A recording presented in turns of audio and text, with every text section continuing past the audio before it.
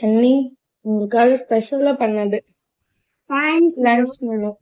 இது என்ன பிரியாணி? இது ஹைதராபாதி லேயர் பிரியாணி. கறி எப்படி சாப்பிடுங்க? கறி எடுத்துங்க.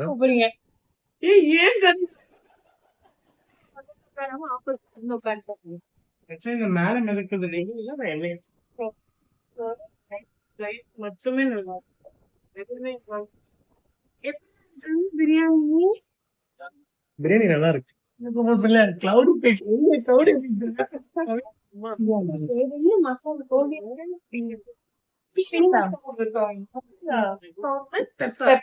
Pepper chilli chicken.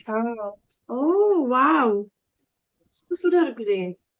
அதுதான் ஒரு ஃபிளேவர் நல்லா இருக்கும். சரி,